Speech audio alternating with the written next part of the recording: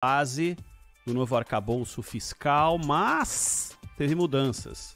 Algumas mudanças. O novo texto exclui das novas regras fiscais o Fundeb, o Fundo para a Educação, e o chamado FCDF, Repasse de Recursos Federais ao Distrito Federal. Além disso, ampliou a retirada do limite de despesas com ciência, tecnologia e inovação. E agora, né, Zaidan? A aprovação foi por 57-17, volta para a Câmara, mas se a Câmara for analisar e quiser derrubar esse negócio e reescrever, isso aí é uma demanda sem fim.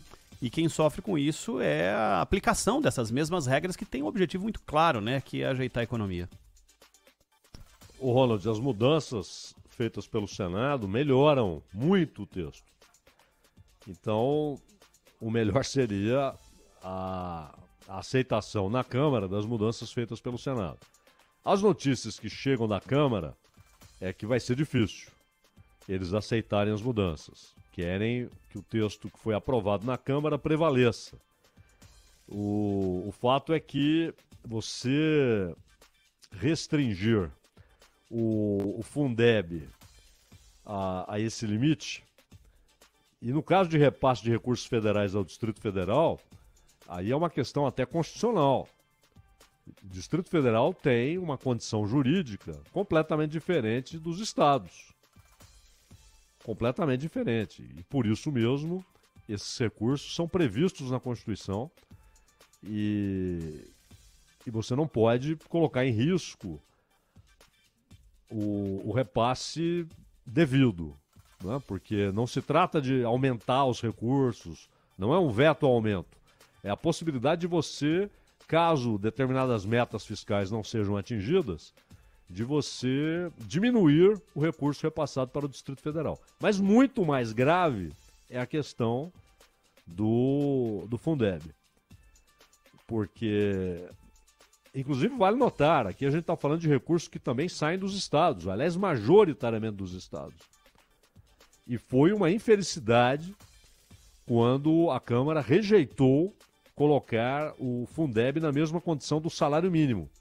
O salário mínimo, claro, não pode ser atingido, seus reajustes, por eventuais punições, porque é disso que se trata, quando determinadas metas fiscais não forem atingidas. É uma irresponsabilidade, aliás, colocar o Fundeb sujeito a esse limite. E, por outro lado, quando se fala em despesa com ciência, tecnologia e inovação, nós estamos falando de uma escolha. Essa é uma escolha que o país tem de fazer. Qual é o nível do investimento do Brasil em ciência, tecnologia e inovação? É muito baixo. Perto do PIB nacional, percentual do PIB nacional. E essa é uma questão chave. A gente falava há pouco aí, até do que disse o Lula sobre a necessidade de recuperar a indústria brasileira. Essa é uma questão essencial. Se você não investir nisso, você vira importador de produto industrializado. Porque a indústria mecânica, você copiava a planta e acabou. 50 anos depois, você já saía lá de cima, de onde estava a indústria dos países precursores, né, da industrialização. Hoje não. Hoje não.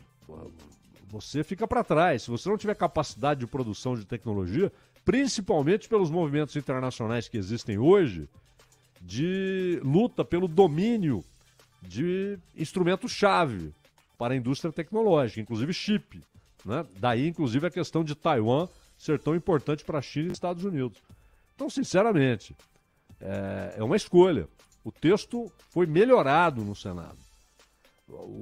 Esse tipo de restrição, né?